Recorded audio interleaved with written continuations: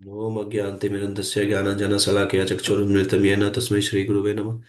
श्रीचैतन्यमनोभीष्टं स्थापितं येन भूतले स्वयं रूप कदा मह्यं ददाति स्वपदान्तिकं वन्देऽहं श्रीगुरु श्रीपदकमलं श्री श्रीगुरून् वैष्णवांश्च श्रीरूपं साग्रजातं सहगण रघुनाथामितं तं सजीवं साद्वैतं सावधूतं परिजनसहितं कृष्णचैतन्यदेवं श्रीराधाकृष्णपादान् सहगण रघुनाथामितं तं सजीवं साद्वैतं सावधूतं परिजनसहितं कृष्णचैतन्यदेवं श्रीराधाकृष्णपादान् सहगण ललिता श्रीविशाखान्वितां च नमो विष्णुपादाय कृष्णपृष्ठाय भूतले श्रीमते भक्तिवेदांत स्वामी नित्यामिने नमस्ते सरस्वते देवे गौरवाणी प्रचारिणे निर्विशेष शून्यवादी पाश्चात्य देशतारिणे नमो महावदन्याय कृष्ण प्रेम प्रदायते कृष्णाय कृष्ण चैतन्य नामिने गौरतुषे नमः।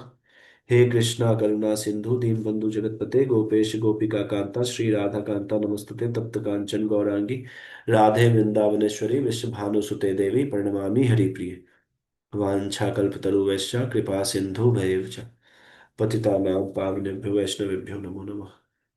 वाञ्छाकल्पतरुभ्यश्च कृपा सिन्धुभैव च पतितानां पावनेभ्यो वैष्णवेभ्यो नमो नमः। जय श्री कृष्ण चैतन्य प्रभु नित्यानंद श्री अद्वैत गदाधर श्रीवासादि गौर भक्तवृंद हरे कृष्ण कृष्ण कृष्ण हरे हरे हरे राम राम राम हरे हरे हरे कृष्णा।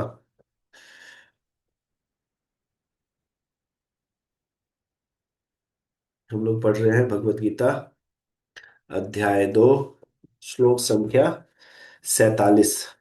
हम लोग आज ज्यादा पिछले का श्लोक का हम लोग बहुत ज्यादा डिस्कशन नहीं करेंगे क्योंकि ऑलरेडी ये श्लोक एक दिन में नहीं पूरा होगा, 2 दिन तक चलेगा, आज और कल। तो इसको समझने के लिए आपको थोड़ा समय और थोड़ा बुद्धि को यही रखना पड़ेगा। थोड़ी देर के लिए अपने सारे कामों को छोड़कर जो कर्म आपको करना है उसको समझने के लिए सत्वगुण में रहते हुए इस श्लोक का अध्ययन करेंगे, जिससे आपको ये समझ में आएगा कि ये जो कर्म का जो इतना डिस्कशन होता है इसका क्या मतलब है और किस कर्म के बारे में भगवत गीता बोला हुआ है करने। और एक जो हम लोग के मन में एक धारणा बनी है कर्म करो, उसका भी एक थोड़ा बहुत आपको आपका इलाज किया जाएगा, बुद्धि का आपके। शास्त्र इलाज करता है हम लोग का जो पहले का धारणा है, जो मल की तरह हमारे चेतना को दूषित कर रहा है। किसी भी ऐसे चीज को हटाना जो कि आपके आपके स्वास्थ्य के लिए, चाहे मानसिक हो चाहे शारीरिक, किसी भी किसी भी तरह से स्वास्थ्य के लिए अगर वो लाभदायक है तो उसको उपचार कहते हैं। तो शास्त्र जो है वो मन की मलिनता का उपचार करता है। हम लोग का जो मन है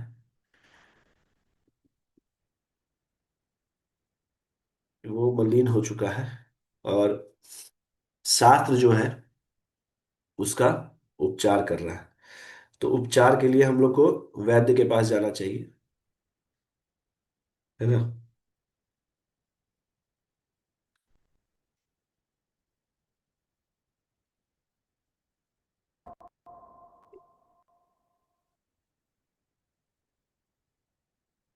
अभी हम लोग पढ़ सुन रहे थे जो कीर्तन, उसमें बोला गया कि गौरांगा बोलिते हबे पुलक शरीरा, हरि हरि बोलिते, हरि हरि बोलिते नयन बावे नीरा, आर कबे निताई चंदेर करुणा हईबे।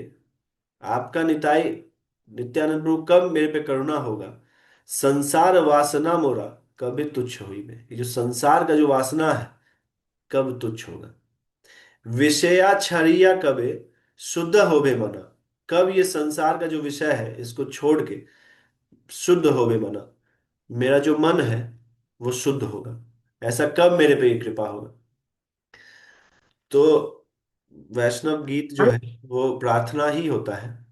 इसको किसका है भाई, म्यूट कर लीजिए आप लोग। ठीक। विषया जिसको गाना चाहिए, छाड़िया कबे शुद्ध हो बेमाना, कबे हम हेराबा श्री वृंदावन। विषयों को छोड़ के कब मेरा मन आप में लगेगा, और कब हम हेरा बाय वृंदावन, कब हम वृंदावन धाम जाएंगे। विषय रहते हुए भी वृंदावन जाना चाहिए, विषय छूट जाता है। हम लोग का एक्सपीरियंस है।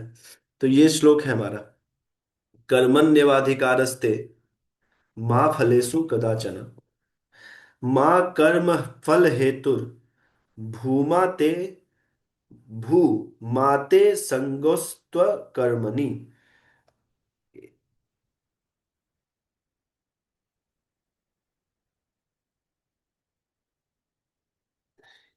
ये चार पार्ट में डिवाइडेड है ये श्लोक।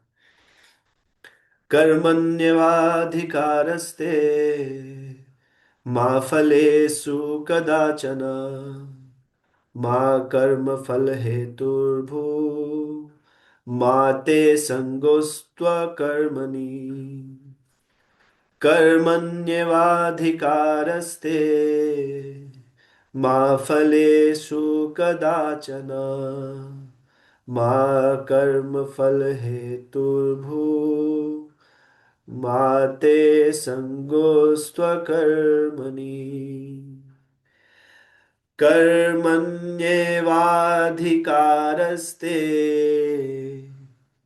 मा फलेषु कदाचन, मा कर्म फल हेतुर्भू मा ते संगोस्त्व कर्मणि। इस श्लोक को चार पार्ट में डिवाइड किया गया है। इसको हम लोग जो पढ़ रहे हैं थोड़ा अन्वय करेंगे। देखिए, बहुत फेमस श्लोक है ये भगवत गीता का, और हर जगह ये कोट होता है। कर्म कर्मण्येवाधिकारस्ते, कर्म ही पूजा है। ऑफिस में, ट्रक पे, आप जहां देखिएगा तो लिखा रहता है कर्म ही पूजा है। तो इसमें इसको याद कर लेना चाहिए हम लोग को। क्योंकि देखिए ये जो है ना, लिटरली बता रहे हैं आपको, ये भगवत गीता का जो है ना, ये एक तरह का बेस है आपका। मतलब ऐसा कहीं हम पढ़े नहीं है, लेकिन मेरे जीवन में इससे ही हमको भक्ति करने का और ऐसे जीवन जीने का थोड़ा सा प्रेरणा मिला है, जो भी हम कर रहे हैं। ये श्लोक को सबको याद होना चाहिए एकदम अच्छे से कि किस निष्काम कर्म योग किसको कहते हैं। देखिए निष्कामता पे आज हम लोग रामचरितमानस और भी तरह तरह से भगवत गीता ये सब से भी हम पढ़ेंगे। देखिए ये श्लोक दोनों दिन जाएगा, आज और कल। क्योंकि ये जो श्लोक है, इसको समझने के बाद आपके जीवन में जो आपका एक्शंस है वो बहुत कुछ बदल जाएगा। हर ऐसे हर एक श्लोक में होता है, लेकिन इस श्लोक का खास करके महत्व, क्योंकि हम लोग कर्म के लिए बने हैं। ये तो बात सच है, इसमें कोई भी दो राय नहीं है। लेकिन फिर किस तरीके का कर्म करना चाहिए जिसमें हमको ये जो भव सागर है, बजरंग बली तेरी नाव चली, भव सागर पार लगा। तो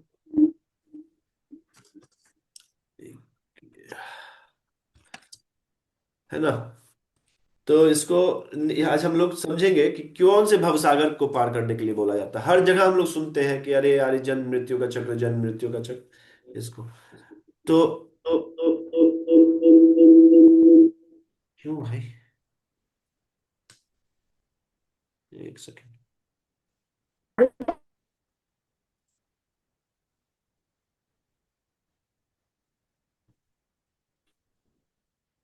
सब लोग कर रहा है इको। इको कर रहा है क्या मेरा आवाज आप लोगों को, गोपाल? हाँ। सर राधे राधे, आप सही है सर।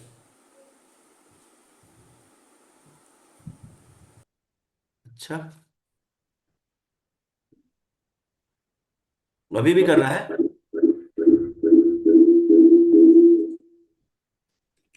कोई अपना म्यूट कीजिए सारे लोग।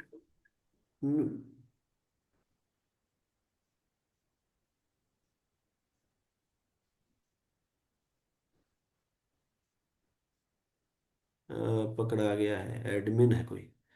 भाई एडमिन बनना है तो क्लास देना पड़ेगा।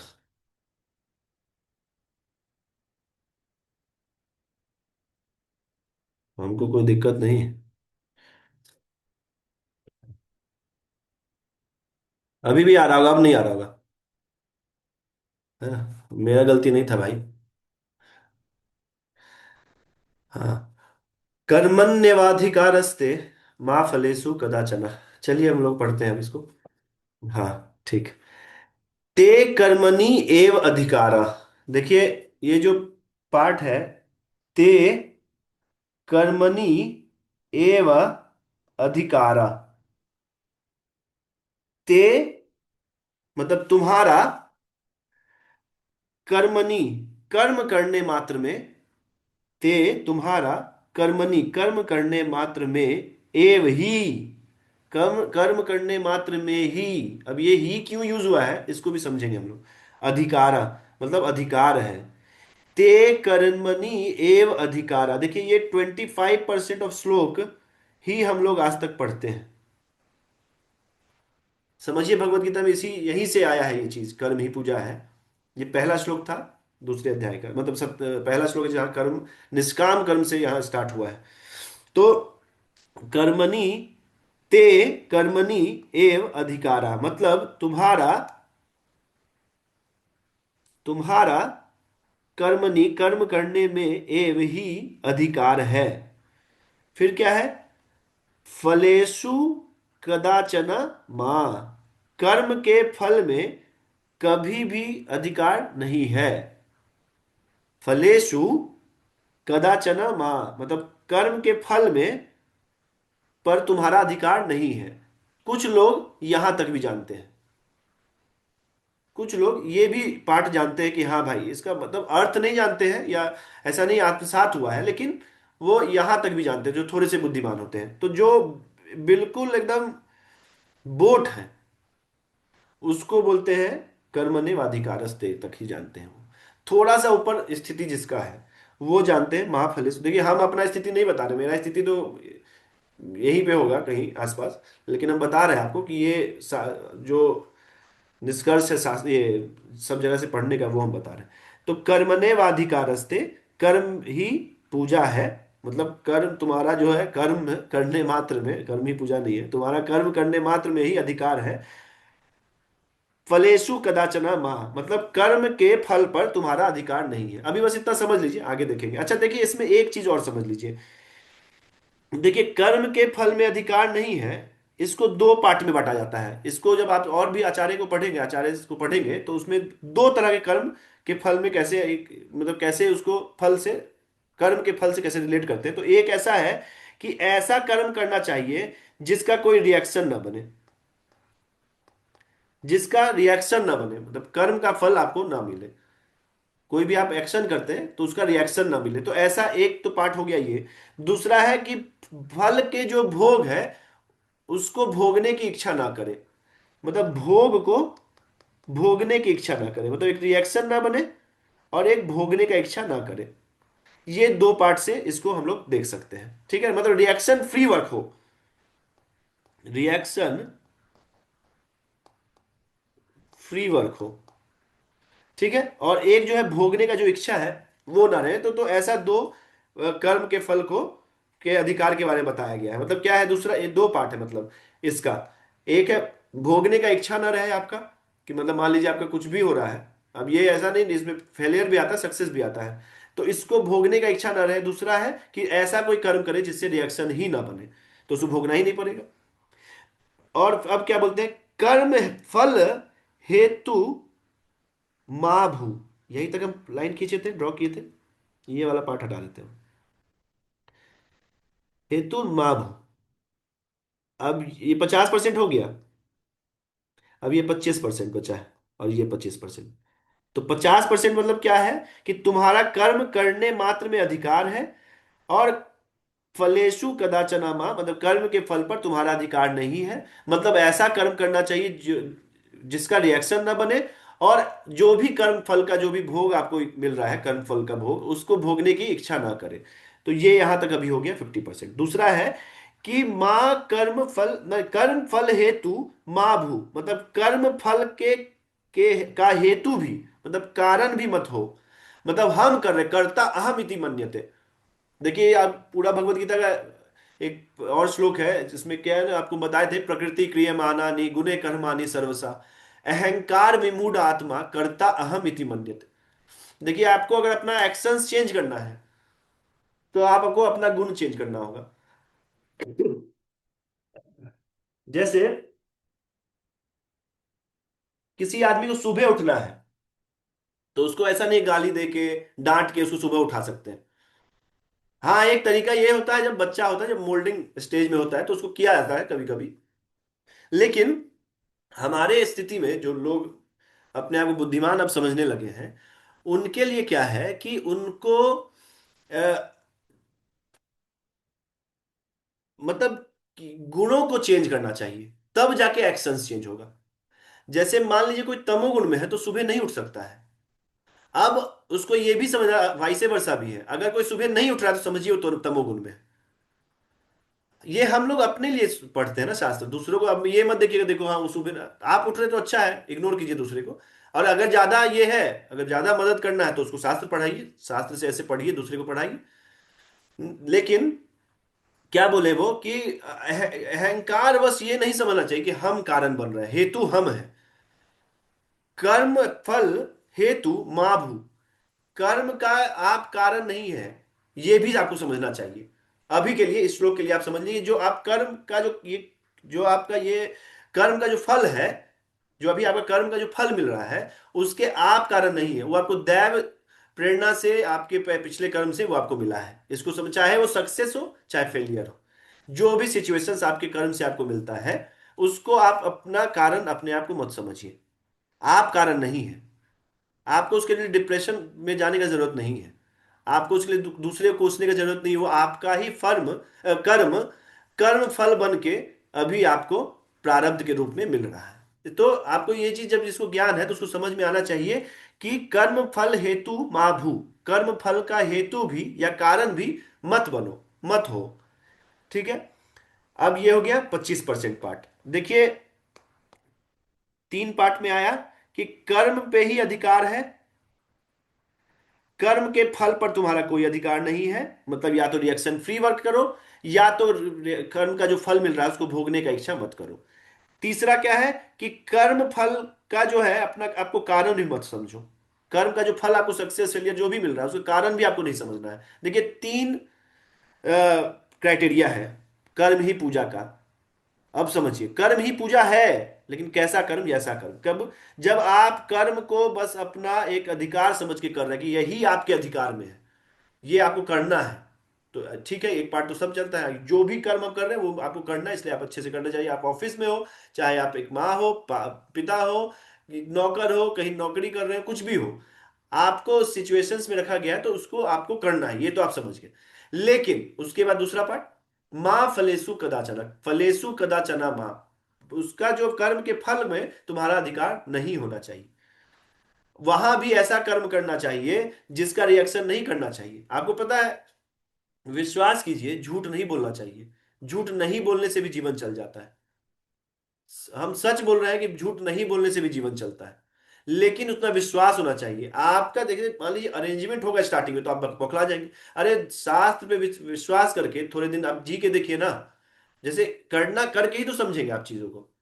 तो हम आपको ये आप खैर छोड़िए, ये हम नहीं बता, मैं बता रहे हैं कि बहुत लोग अपने आप को जस्टिफाई करता है कि कुछ हम गलत कर रहे हैं क्योंकि मेरा ऐसा ये है, इसलिए हम ऐसा कर रहे हैं। तो इसको समझने से पहले किसी से आप थोड़ा तर्क वितर्क कर लीजिए। हो सकता है आप सही हो, ऐसा नहीं, हम नहीं बोल रहे कि आप सही नहीं हो, लेकिन एक बार थोड़ा आप विचार उस पर करना चाहिए, क्या इसके बिना भी आपका काम चल जाएगा कि नहीं। क्या ये सिर्फ मेरा अहंकार है, या मेरा घमंड है, या मेरा इच्छा है, काम काम मेरा वासना है जिससे हम प्रेरित होकर ये कर रहे हैं, तो ये आपको थोड़ा सोचना चाहिए। तो तीसरा है कि माँ कर्म फल हेतु माँ भू, मतलब कर्म फल का हेतु भी या कारण भी अपने आप को मत समझो। जब ये तीनों चीज आ जाएगा ना, तब कर्म पूजा होता है। अब देखिए लास्ट जो है, ते अकर्मणि, ते अकर्मणि, मतलब तुम्हारा कर्म ना करने में भी। अब मान लीजिए कोई बोला कि भाई इसका मतलब रिएक्शन भी ना बने, अब ये, अब फल कर्म फल का हेतु भी नहीं बनना है, तो कर्म ही क्या करें, रहें दो, शांति से बैठते हैं, कुछ नहीं करेंगे। तो इसको भी जस्ट इसको इस क्लैरिफाई किया गया, ऐसा नहीं है, तुम्हारा कर्म ना करने भी संगह मां अस्तु, मतलब संगह आसक्ति, ना होवे। ऐसा नहीं है कि कर्म नहीं करना है अब, अब आप देखिए, चार पार्ट है इसका, एकदम ध्यान से सुनिएगा। क्वेश्चन सब आज मतलब जो पढ़िए और क्वेश्चंस पूछिए। आप आपको क्वेश्चंस आना चाहिए। मेरा तो इसमें दिमाग खराब हो गया था जब हमको पढ़ाया गया था, हरिगोपाल को पढ़ाए थे। खूब क्वेश्चन पूछते तो, और ऐसा नहीं है कि इस क्लास के बाद आपका डाउट क्लियर हो जाएगा, ऐसा भी नहीं है। आपको ये लॉन्ग टर्म प्रोसेस है। लेकिन क्वेरीज आना चाहिए और अच्छे अच्छे क्वेश्चंस आना चाहिए। इसी से नहीं जो हम बता चुके हैं, इसके अलावा आपके जीवन में जो प्रैक्टिकली हो रहा है, तभी तो आपको लगेगा कि ना हाँ, शास्त्र में सारे कठिनाइयों का और समाधान है, या सारे विघ्नों का जो हम लोग हर एक दिन अपने डेली रूटीन लाइफ में जो जी रहे हैं, उसमें जो भी चीज हमारे जीवन में आ रहा है, उसमें हमारा सॉल्यूशन शास्त्रों में लिखा हुआ है। तो अब इस चीज को बहुत ध्यान से एक बार और समझ लीजिए। ते कर्मणि, ते कर्मणि एव अधिकारः, तुम्हारा कर्म में ही अधिकार है, ये पहला पार्ट। फलेषु कदाचन माँ, तुम्हारा फल में अधिकार नहीं है, इसका हम दो पार्ट बताए। रिएक्शन नहीं, फ्री वर्क होना चाहिए, और भोगना नहीं है, भोगने का इच्छा नहीं करना है। ठीक है, ये दो चीज इसका था। माँ कर्म फल हेतु भू, मतलब कर्म फल हेतु माँ भू, मतलब कर्म को ये भी नहीं समझना कर्म का जो फल है वो आपके द्वारा आया है। इस अहंकार से आपको निकलना है। ठीक है, अब आप बोलिएगा जब ये सब रहेगा ही नहीं तो कर्म ही नहीं करे, इससे अच्छा बैठ जाए शांति से कहीं जाके गुफा में। लेकिन ये भी नहीं है, इस भगवत गीता में ये भी लिखा गया है कि ते अकर्मणि, अकर्मणि मतलब कर्म ना करने में, संगह अस्तु, आसक्ति न न हो।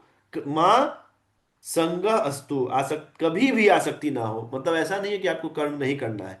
अब हम सोचेंगे कि मान लीजिए ठीक है, ऐसा कर्म करना है जिसमें हमको कर्म भी करना है, उसके फल से भी आसक्त नहीं होना है, या ऐसा कर्म करना है जिससे फल हमको ना मिले, और कर्म को अपना करते हुए ये भी नहीं समझना है कि हम कर्म की जो फल है वो मेरे द्वारा आया है। और सबसे बड़ी बात, कर्म करना भी है, अकर्मता ऐसा नहीं कि छोड़ देना सब चीज। तो अब ये चार क्वेश्चंस जो है, मतलब चार पार्ट जो है इस श्लोक का, ये है।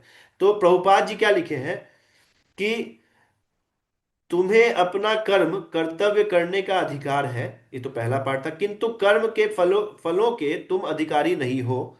ठीक है। दूसरा पार्ट, तुम ना तो कभी अपने आप को अपने कर्मों के फलों का कारण मानो कि तुम कर रहे हो, ये अहंकार हटा दो। ये मूढ़ आत्मा जो होता है, मूर्ख आत्मा, वो सोचता है कि हम कर रहे हैं। ये कैसे आता है ये भी हम लोग डिस्कशन करेंगे, या आपको जो भी इसमें से क्वेश्चन हो आपको हमसे पूछिएगा। और चौथा क्या है कि ना ही कर्म ना करने में भी कभी आसक्त हो। ऐसा नहीं है कि बैठ जाना है सब छोड़ के, कर्म करना है। तो अब समझिए कि कैसा कर्म करना है। तो इससे पहले हम लोग को यह समझना बहुत जरूरी है कि कर्म क्या होता है। ठीक है, इसको हम आपको लिख के आज बताएंगे।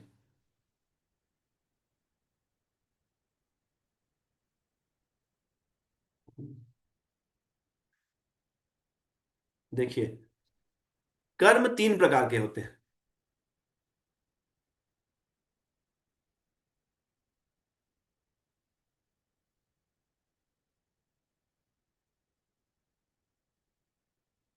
कर्म तीन प्रकार के होते हैं। पहला जो बोलते हैं कर्म, एक्शंस जो है उसको कर्म ही बोलते हैं, पहला कर्म। दूसरा है विकर्म, और तीसरा है अकर्म। ठीक है। अब जो कर्म है इसका तीन पार्ट। नित्य कर्म, देखिए जो लिख नहीं रहा है और जो कथा की तरह सुनेगा, उसका जीवन कथा ही की तरह बीतेगा। इसको धारणा धारण करने के लिए इसमें चिंतन लगता है, बुद्धि लगता है। ऐसे टाइम पास के लिए कोई जरूरत थोड़ी ना क्लास करने का। अरे बहुत अच्छा, हमसे तो बहुत अच्छे अच्छे वक्ता हैं जो इतना अच्छा अच्छा ये बता रहे हैं, हम तो कुछ नहीं है। लेकिन हम इसको जैसे पढ़े हैं, जैसे हम लोग, और कैसे इसको अपने पे इम्प्लीमेंट करना, अगर आप सीरियसली इसको नहीं करेंगे तो ये जो एक एक गुत्थी जो है ना, वो कभी नहीं सुलझ पाएगा इस जीवन में। हर समय कंफ्यूज रहेंगे, और यही जीवन है, यही कारण है, अज्ञानता ही दुख का कारण है। अज्ञान ही दुख का कारण है। अगर किसी को ज्ञान है ना, तो उसको दुख नहीं होना चाहिए, क्योंकि अभी हम इस ये भी पढ़ेंगे, संसार भगवान के द्वारा बनाया गया है।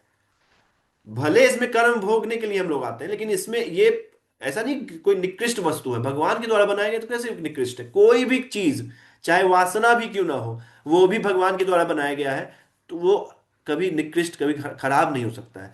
बस ये समझना पड़ेगा कि हम लोग को उसको जीने नहीं आया है, हम लोग को उसको यूज करने नहीं आया है।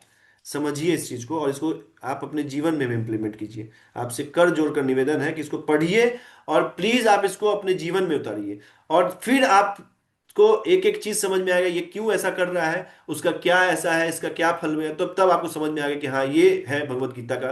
मतलब आप पढ़ रहे हैं तो आपके पर्सनालिटी में भी डेवलपमेंट होना चाहिए, आपके जीवन में भी दिखना चाहिए कि ये भगवत गीता पढ़ा हुआ इंसान है। कथा सुन तो सब रहे हैं, कौन किसी में बदलाव आ रहा है? स्वभाव कहाँ बदल रहा है? अध्यात्म तो स्वभाव है। अगर स्वभाव नहीं बदल रहा है तो अध्यात्म नहीं है। मन लगाने को अध्यात्म नहीं कहते।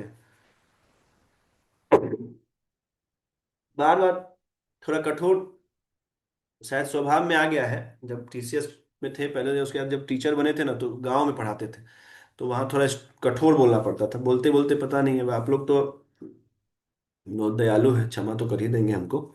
तो कर्म का तीन पार्ट है: कर्म, विकर्म, अकर्म। नित्य कर्म में तीन पार्ट है: नैमित्तिक और काम में। ठीक है? विकर्म तो विकर्म है, एक ही है। अकर्म में भी तीन पार्ट है: एक आलस के चलते नहीं करना, ठीक है, एक कष्ट के चलते नहीं करना, और एक है भक्ति, भक्तिपूर्ण कार्य जो कि भगवान की सेवा के लिए होता है। अब देखिए, हम लोग को बोला गया कि कैसा कर्म करना है। दो तरह का, जिसमें फल को भोगने का इच्छा न रहे, फल का एक तो पहला का रिएक्शन ही ना मिले, अकर्मता रहे। तो देखिए, कर्म जो है, उसमें पहला पार्ट हम लोग बोले कर्म, दूसरा बोले विकर्म, और तीसरा बोले अकर्म। तो देखिए, विकर्म किसको कहते हैं? विकर्म तो ये तो साफ साफ पाप है। ये आपको शास्त्र विरुद्ध कार्य है, ये शास्त्र के विरुद्ध कार्य है ये।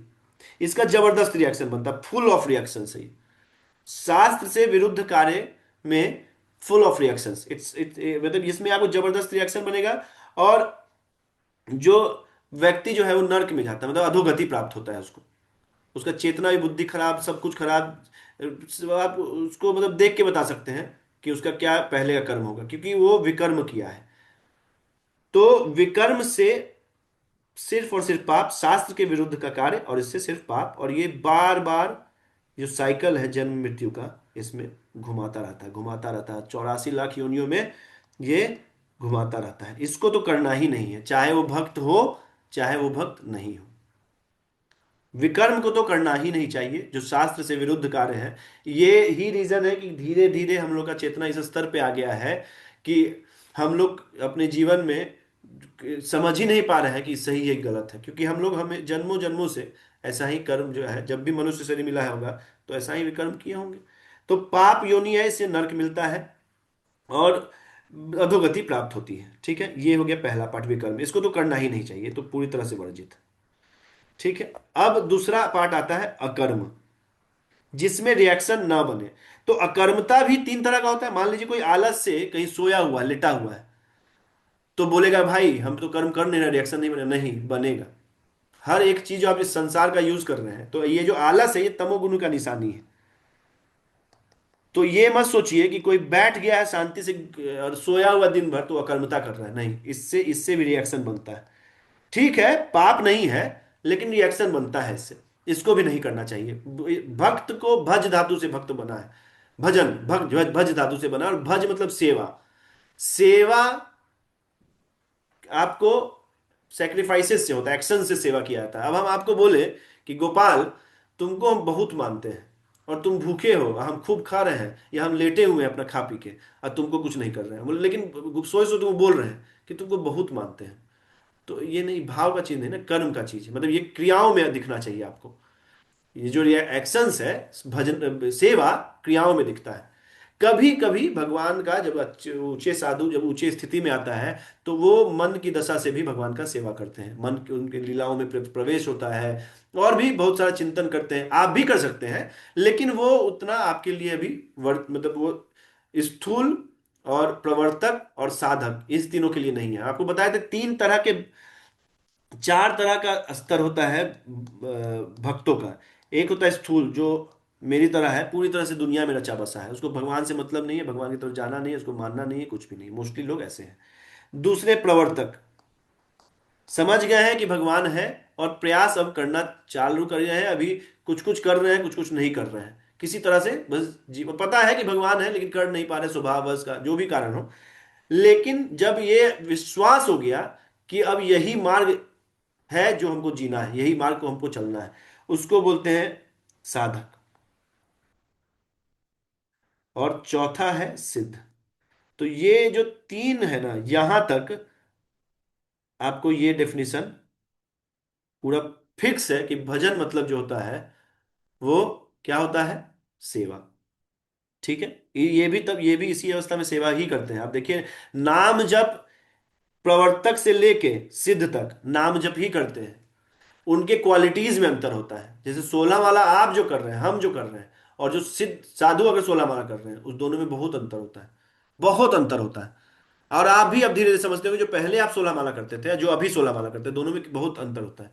जब भाव बदलता है भगवान के प्रति, थोड़ा निष्ठा आता है, श्रद्धा बढ़ता है, तो जो 16 माला होता है, तो उन लोग तो दिव्य उन्माद में रहते हैं, प्रेम में रहते हैं, निष्ठा, रुचि, आसक्त रहते हैं भगवान से, हर समय भगवान का चिंतन।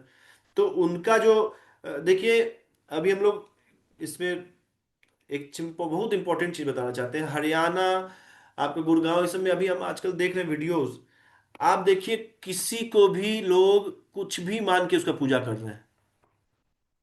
एक तो व्यक्ति विशेष का पूजा नहीं होना चाहिए, सम्मान अलग चीज है, सम्मान अलग चीज है। ये इसीलिए प्रभुपाद जी जो है ना, ये बहुत ज्यादा, देखिए बहुत डिबेट में अगर आने से पहले इसको के किसी भी लोग को आपको परमिशन लेना पड़ता है जीबीसी से कि हम जाएं कि नहीं जाएं।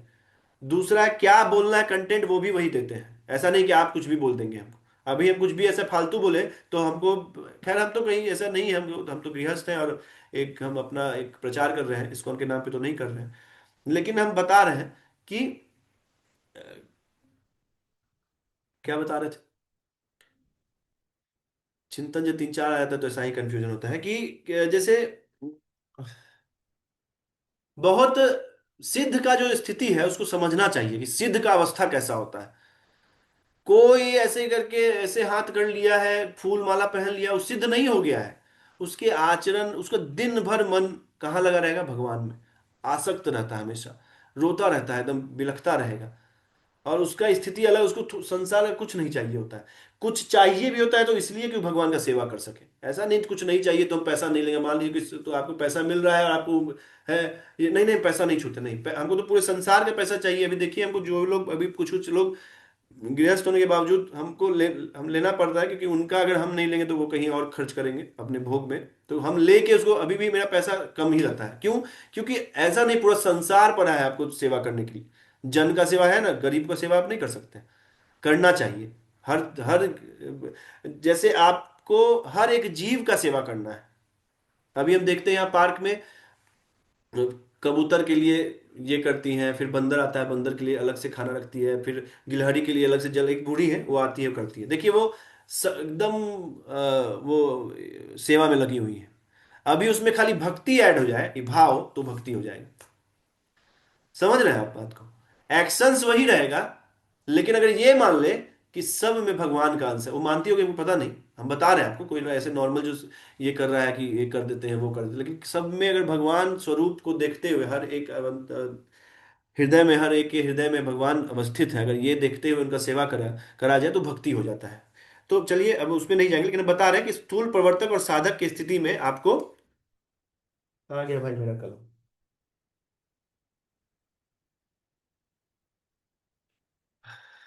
एक सेकंड, कभी कभी पेन मिलता नहीं है कहीं से क्या। हाँ भाई, मिल जाओ।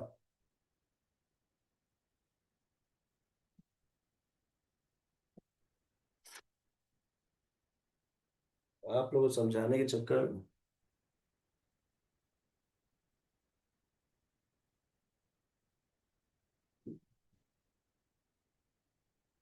नहीं मिल रहा भाई।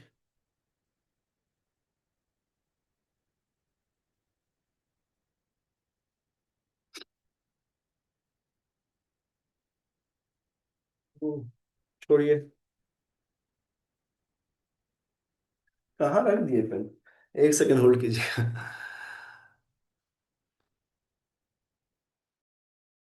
हाँ, देखिए मिल गया।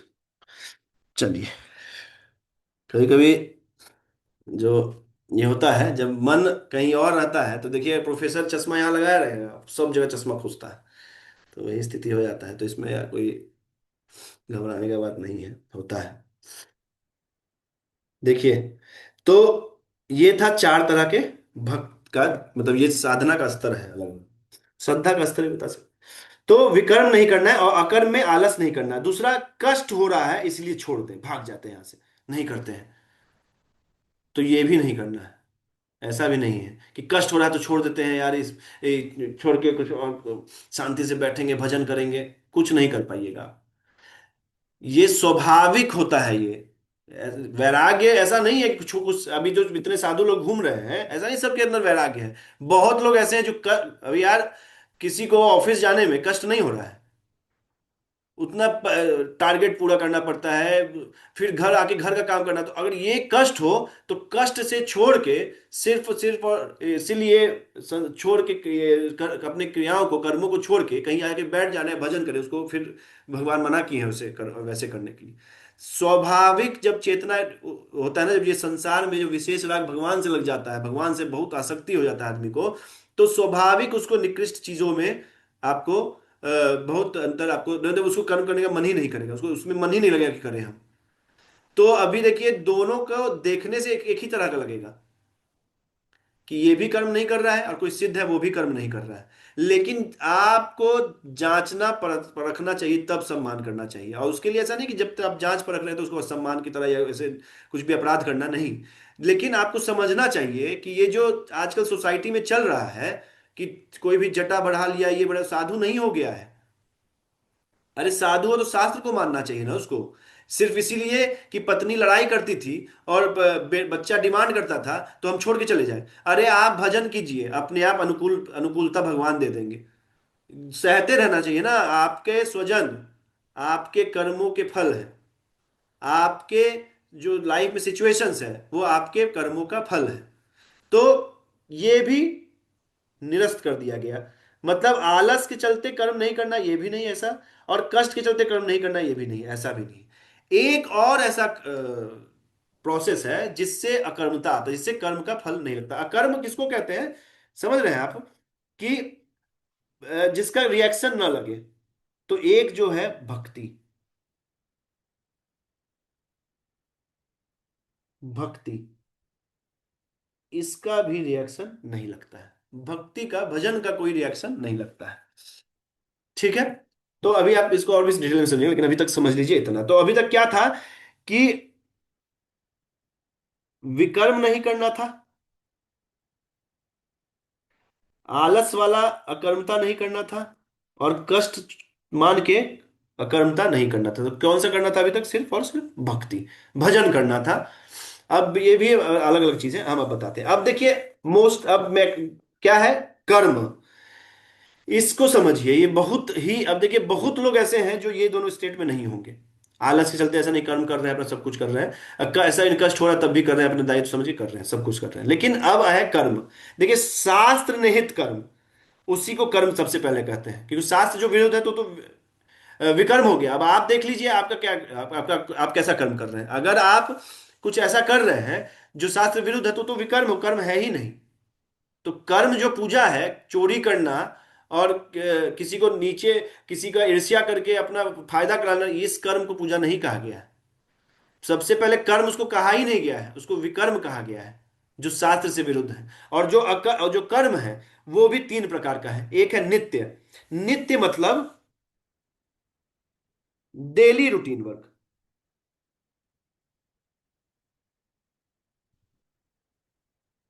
डेली रूटीन वर्क क्या है? कि जैसे नहाना, जो करने के लिए है, जो करना ही है, जो आपको करना ही पड़ेगा। जैसे नहाना, आपका खाना खाना, या आप बता दीजिए क्या है और। नहाना है, खाना है, ब्रश करना है, जो भी है नित्य डेली रूटीन वर्क जो आपका है, जिसको करना ही है, को करना ही पड़ेगा वो। तो जो करने ही है आपको, उसको बोलते हैं नित्य। नित्य कर्म उसको कहते हैं। ठीक है। इसको देखिए ब्लू में दिए हैं। नहीं, इसको ब्लू में नहीं देते हैं हल्की, इसको कोई अलग कलर चुनते हैं, क्योंकि लास्ट में आपको सार बताने में हेल्प मिलेगा। ग्रीन।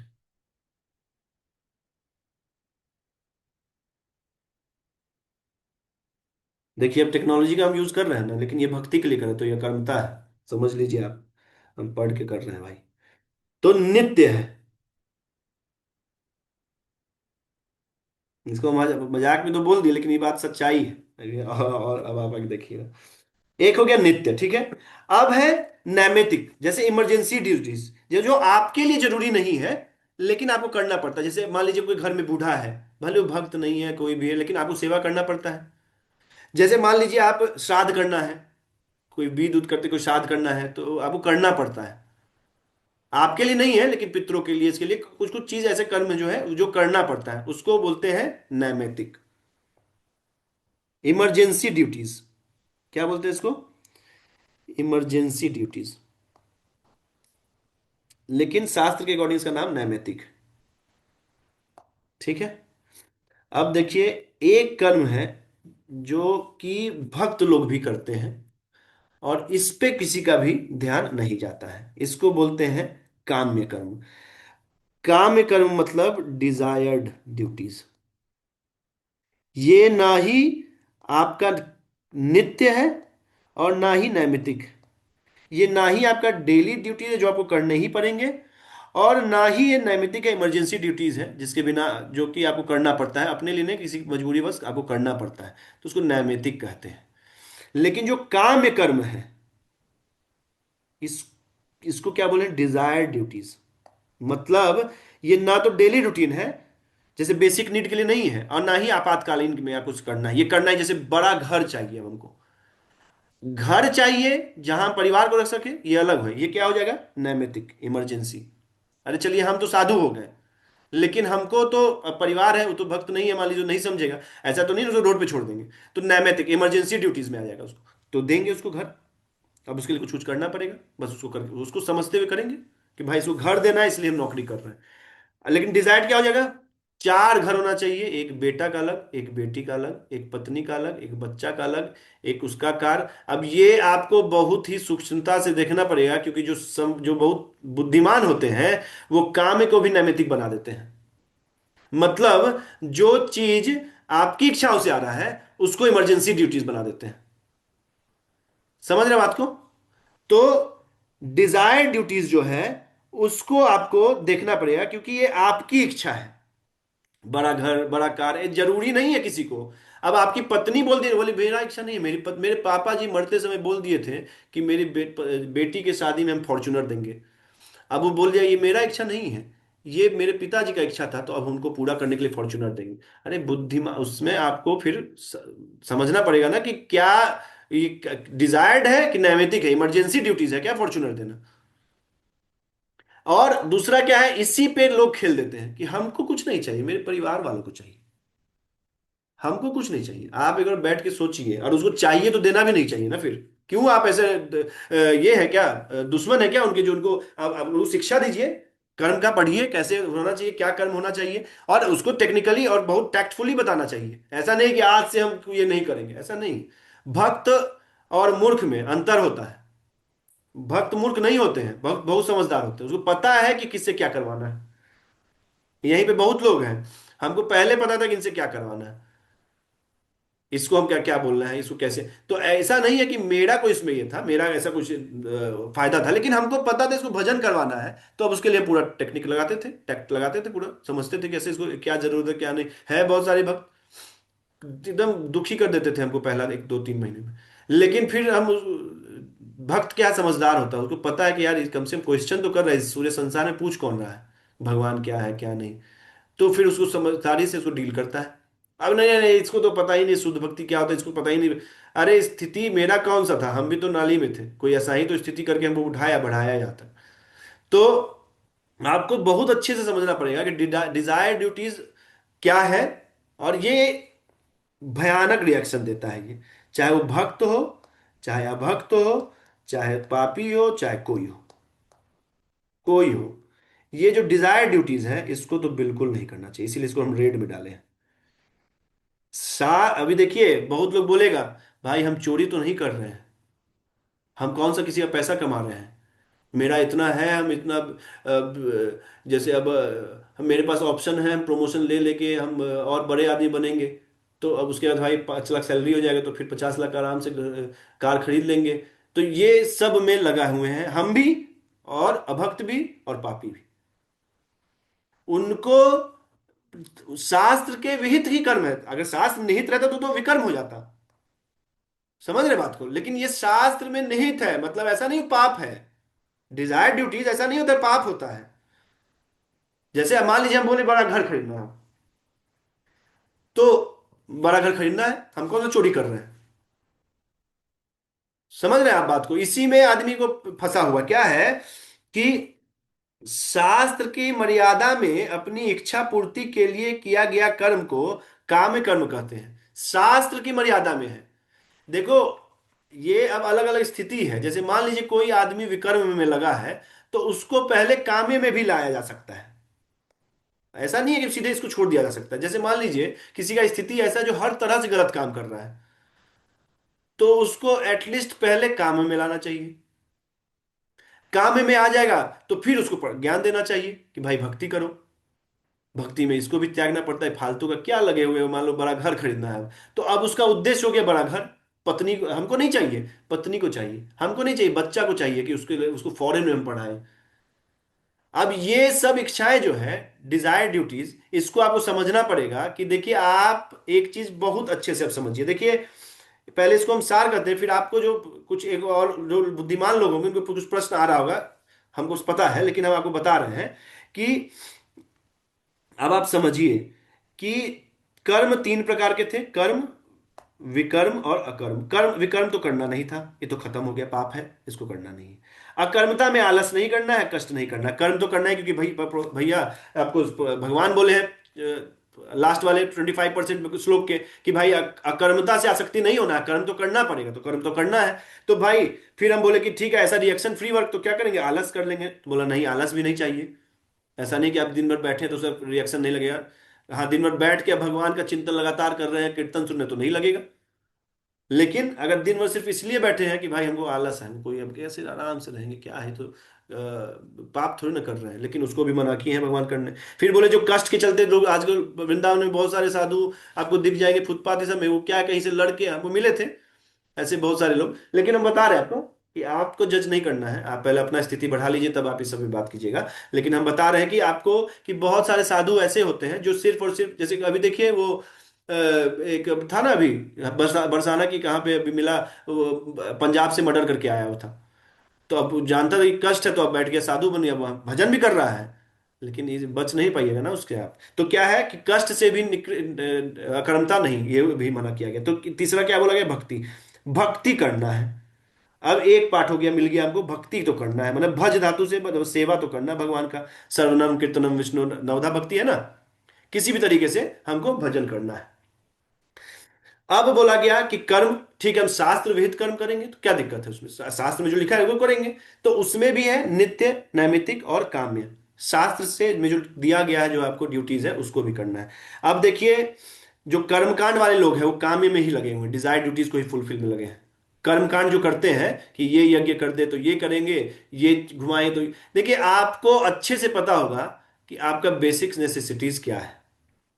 और इसमें तो बहुत सारे एक ग्रंथ भी है, उपदेशामृत, आपको पढ़ाएंगे कभी। उसमें लिखा है कि किसको बोलते हैं, अत्याहारा प्रयासश्च प्रजल्पो नियमाग्रह जनसंगस्य लौल्यम च षड्भिर्भक्तिर विनश्यति। मतलब ये छह जो है भक्ति का विनाश करता है। कौन सबसे पहला है, अत्याहारा, अति आहार, सिर्फ खाना नहीं, पैसा भी जमा करना। उसमें आचार्य लिखते हैं पैसा भी जमा करने को अति आहार बोलते हैं। खूब पैसा जमा करना, खूब करना, खूब खाना, इसको भी अति आहार बोलते हैं। तो देखिए आपको नित्य, नैमित्तिक और काम्य, ये तीनों करना तो है, लेकिन नहीं, नित्य और नैमित्तिक और काम्य, नित्य और नैमित्तिक करना तो है, काम्य नहीं करना है। और अब जब आपको लगेगा कि किसी पत्नी को मान लीजिए घर चाहिए, अब ये चाहिए, विला चाहिए, तो ये काम में आ गया। लेकिन घर चाहिए तो रिक्वायरमेंट है भाई। अब आप पत्नी है, गृहस्थ आश्रम में है, तो घर चाहिए। आजकल तो छोटा मोटा कार भी है, मान लीजिए किसी का ऐसा है स्थिति की कार ले सकता है आराम से, तो ले ले। आजकल है, इमरजेंसी ड्यूटीज में ये भी आ जाता है आजकल, जैसे मोबाइल है आजकल। अब ये बोले नहीं, ये सब काम में कर्म है, हम तुमको मोबाइल नहीं देंगे। तो भाई पहले उसको भक्त बना लो, तुम्हारे में इतना कैपेसिटी है कि उसको समझा लो तो समझा लो पहले, और नहीं तो फिर आपको शास्त्र शास्त्र विहित कर्म करो, उसके लिए अपने लिए मत करो फिर। तो नित्य और नैमित्तिक कर्म जो है, अगर आप बिना भजन के करते हैं, बिना भक्ति के करते हैं, तो इसको आपका सत्कर्म, आपको पुण्य कर्म आपको मिलेगा। जैसे बूढ़ा का आप सेवा कर रहे हैं, तो आपको पुण्य कर्म आएगा। और सतोगुण भी, ये भी आपको बंधन से बांधता है। तो भाई क्या करें फिर? नित्य नैमित्तिक, मान ली सुबह उठे तो नहाए नहीं, सुबह उठ तो नहीं, जैसे सुबह उठिए तो हमको उद्देश्य भजन करना है, तो सुबह उठेंगे तो नित्य भी काम हम सुबह उठे, अपना सारा कुछ सफाई उफाई किए, घर साफ रखते हैं, ये करते हैं। क्यों? क्योंकि भजन करना उद्देश्य क्या है? भक्ति। तो ये हम अपना, मेरा कोई भी वर्ड्स नहीं, आप किसी भी आचार्य, किसी भी साधु, अगर आप जेन्युइन प्रैक्टिशनर है तो आप उसका सुनिए। हम कोई भी अपने वर्ड से, अपने लाइन, अपने मन से कुछ भी हम आपको ऐड नहीं कर रहे हैं। क्योंकि मेरा ये क्वेश्चंस बहुत साल पहले था, और ये क्वेश्चंस का आंसर जब हमको मिला है तो मेरा जीवन बहुत अलग है। हम सब चीज करते हैं, आपको बता रहे हैं। आपसे बहुत लोग से भगवान ऐसा कृपा किए हैं कि बहुत लोग से मेरा स्थिति अच्छा है, लेकिन इसका मतलब ये नहीं है कि हम उसमें लगे हुए हैं। वो प्रारब्ध से मिल रहा है। एक बार एक ताऊ थे, गांव में बैठे थे ऐसे करके, लेटे हुए थे, तो उनसे पूछा कि क्या बताओ, पूरा ऐश चल रहा है आपका, है? तो बोले अब क्या करें भाई, भाग्य में है तो ऐश तो करना ही पड़ेगा। मतलब वो चाह नहीं रहे हैं, प्रयास नहीं कर रहे हैं कुछ भी, लेकिन अब सुख मिल रहा है उनको, क्या करें? अब वो समाज सेवा ये सब में लगे रहते हैं, करते रहते हैं। तो समझिए कि नित्य नैमित्तिक कर्म, मान लीजिए आप बहुत अच्छा कर्म कर लिए, ये भक्ति को नहीं, भक्तों को नहीं लगता है नित्य नैमित्तिक। नित्य और नैमित्तिक भक्तों को इसका भी अकर्मता आ जाता है, जो आदमी भजन में लगा है। ठीक है? जो आदमी उपासना में लगा, जो आदमी ये अपने सेल्फ रियलाइजेशन के मार्ग में है, वो उसको नित्य जैसे वो करेगा। मान लीजिए कोई आदमी बिना भक्ति के साधु सेवा, ये लोगों को खिला रहा है, लंगर बंटवा रहा है बिना भक्ति के, मतलब इसलिए कि भाई हमको मिला है तो ये दया भाव है, सब कर रहा है, तो उसको हाईएस्ट, उसको क्या मिलेगा? स्वर्ग मिलेगा। और वहां जब पुण्य क्षीण होगा तो वापस से वो यहीं आके गिरेगा। ब्रह्मा तक, आप चाहे ब्रह्मा जी बन जाए, इंद्र भी बन जाए, लेकिन आपका जिस दिन पुण्य क्षीण होता है तो वापस से वो मृत्यु लोक में ही आएंगे। आते नहीं है क्योंकि शुद्ध भक्त हो जाते हैं फिर चले जाते हैं, लेकिन हम बता रहे हैं आपको कि वो चींटी से लेके ब्रह्मा तक इसी मृत्यु लोक में। समझ रहे बात को आप? कि पुण्य जब क्षीण होगा तो स्वर्ग से आप वापस गिरे, तो ये भी बांधता है आपको कर्म, ऐसा भी कर्म। लेकिन वही कर्म भजन के साथ किया जाए। जैसे मान लीजिए आप अपने घर में है, कोई बच्चा बीमार है, तो उसको भगवान आपको ये स्थिति दिए हैं, आपको एक बच्चा दिए जिसका हमको सेवा करना है। और देखिए भावनात्मक क्रिया है, अभी इसको भी पढ़ेंगे, अभी रुकिए, हम इस पे नहीं जाएंगे, लेकिन बता रहे हैं आपको कि जब आपको ऐसा कोई सिचुएशन आए तो ये समझ के कि भगवान इस स्थिति में रखे हैं और हमको ये कर्म करना चाहिए, इसको नहीं तो इसको कष्ट हो रहा है। और भाई जिसको संसार में सबको सुन के कष्ट हो रहा है, जो देख रहा है जीव को कष्ट, उसको कष्ट नहीं होना चाहिए। बोले नहीं नहीं, मेरा बच्चा नहीं है हमें। अरे बोले तो भक्त और मूर्ख में अंतर होता है ना। आप समझिए कि जिसको पूरे संसार को, किसी को कष्ट देखते उसको सुन के भी उसको करुणा आ जाता है, तो जो बच्चा है जिसको भगवान उसको दायित्व दिए हैं, धर्म के अकॉर्डिंग वो बच्चा किया, उसका दायित्व है कि उसका पालन पोषण करे वो, तो क्या उसको देख के उसको कष्ट नहीं आना चाहिए? आना चाहिए। लेकिन ये आपको उस समय नहीं बांधेगा, लेकिन तब बांधेगा जब मेरा बच्चा है और इसको कष्ट है, किसी तरीके से उसको ठीक करना है, बस आसक्त हो गया वो। जबकि भगवान क्या बोले हैं कि फल में आपका कोई भी कंक्लूड, ये आपका कंट्रीब्यूशन नहीं है। अब आप समझिए कि ये भक्त को, एक तो मतलब भक्त को दो तरह का कर्म नहीं करना चाहिए। एक तो विकर्म, तीन, चार तरह का विकर्म, ये अकर्मता में आलस, कष्ट वाला और काम में, ये चार चीज नहीं करना चाहिए भक्तों को। और जो भक्ति में लगे हैं उनको नित्य, नैमित्तिक और भक्ति वाला कार्य जो है वो करना चाहिए। ये तीन चीज जो है भक्त के लिए है। इस कर्म को पूजा बताया गया है। ये जो तीन कर्म है इसको पूजा बताया गया। देखिए, एक बार में नहीं समझ में आएगा, इसको फिर से सुनिएगा। 5-10 मिनट लंबा जाए क्लास। जिसको अच्छा लग रहा है तो रहे, जिसको नहीं लग रहा है मतलब कोई काम हो का अच्छा तो भक्ति विनोद ठाकुर बोलते हैं जो भक्त होते हैं उन दोनों का रिएक्शन उनको नहीं मिलता, भक्ति का नित्य और नैमित्तिक का। और भक्ति तो भक्ति है। तो ये तीन कार्य हम लोग को करना चाहिए, इस कर्म को करने के लिए बताया गया है भगवत गीता में। अब देखिए एक चीज और समझिए, अब इसको हम हटा दे रहे हैं। एक चीज और समझिए अब। देखिए स- न- एक होता है संसार का कर्म, जो आपको नित्य नैमित्तिक आपको हम बोले करना है। एक होता है भक्ति का कर्म। ठीक है। अब देखिए होता क्या है कि संसार में जो कर्म है वो पूरा भावनात्मक के स्तर पे करते हैं, भावना के स्तर पे। इसको भावनात्मक क्रिया बना देते हैं। और इसको क्रियात्मक, मतलब बस करना है। सुबह बोला गया है 16 माला करना, करेंगे। ये बोला गया है नहीं करने, नॉनवेज नहीं खाने, नहीं खाएंगे। दूसरे को कष्ट नहीं पहुंचाना, नहीं पहुंचाएंगे। भाव नहीं है, क्यों नहीं, क्या है वो सब तो क्रियात्मक है स्तर पे करना चाहिए। जैसे मान लीजिए कोई बच्चा को आप ए लिखना, बी लिखना सिखा दो तो क्या बोलते हैं कि ऐसे लाइन खींचो और ऐसे करो, आधा चंद्रमा बनाओ फिर आधा ऐसे बनाओ। तो ये बी, अब उसको तो पता नहीं है कि वो बी है, लेकिन वो बाद में इसी माध्यम से वो सीख लेता है बी कैसे लिखना है। तो ठीक है कि उसी का क्रियात्मक स्थिति है, मान लीजिए। तो क्रियात्मक स्थिति में भी है तो उसको करना चाहिए, लेकिन स्टैंडर्ड क्या है कि भक्ति होना चाहिए भावनात्मक, और संसार का कार्य मुझे क्रियात्मक करना है तो करेंगे। नहीं, मेरा बच्चा है, मेरी पत्नी है, इसको हम नहीं देखेंगे तो कौन देखेगा। अब भावना जोड़ दिया उसमें। अब बस अब उसमें लगा हुआ उसको खुश करने में किसी तरीके से, क्योंकि हमको बताया गया, भगवान बोले हैं कि ये कर्म है और ये दायित्व है तुम्हारा। तो अब उसको क्रियात्मक रूप से भी करना है भाई। आपका फल में नहीं है ना अधिकार, तो क्रियाओं में अधिकार है आपका, संसार के कर्मों में। सारे कर्मों को एकदम क्रिया रूप देना चाहिए और भावना के स्तर पर नहीं ले जाना चाहिए। जब आप इसको ले जाते हैं तभी आप कर्म के फल से आसक्त हो जाते हैं। अब देखिए बहुत ये सूक्ष्मता वाली बात है, जिसको बुद्धि होगा वही इसको समझ पाएगा। नहीं तो इसको समझना बहुत कठिन है कि भावनात्मक क्रिया और क्रियात्मक क्रिया किसको कहते हैं। अब ये तो हुआ पार्ट इसका, श्लोक का। ठीक है।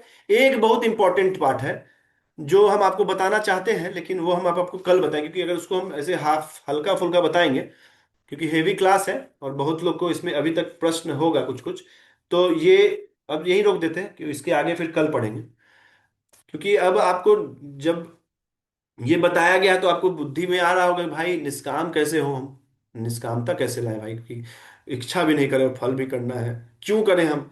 तो इसके लिए हम आपको कल क्लास लेंगे जिसमें आपको हम ये बताएंगे कि निष्कामता किसको कहते हैं। बहुत बताने का इच्छा था लेकिन कल बताएंगे, क्योंकि अब लंबा हो जाए क्लास, नहीं तो 1 घंटा और खींच जाएगा। तो इसमें और विस्तृत रूप में पढ़ेंगे कि जो मनुष्य शरीर मिला है वो कर्म योनि है। भोग योनि के लिए जो जो कीट मकोड़े, जानवर, ये सब जो है ये भोग योनि होते हैं। और जो भोग योनि, फिर जो आप बहुत सत्कर्म करते, पुण्य कर्म करते तो स्वर्ग का भी योनि है। उसमें भी लोग जाते हैं, वहां भी कर्म नहीं है। वहां भी आप कर्म नहीं करते, जो आपका एक पुण्य भोगने जाते हैं। और फिर नर्क है जहां पे आप पाप भोगने जाते हैं। तो ऐसा ऐसा आगे फिर और विस्तृत रूप में हम पढ़ेंगे इसको। ठीक है। इसको आप फिर से पढ़िए और फिर से समझने की कोशिश कीजिए कि क्या है, क्या क्या क्या और बताया गया है आज, क्योंकि ये बहुत इंपॉर्टेंट है। इसके बाद आपको लाइफ में बहुत कुछ क्लियर आपको हो जाएगा। श्रीला प्रभुपाद की जय।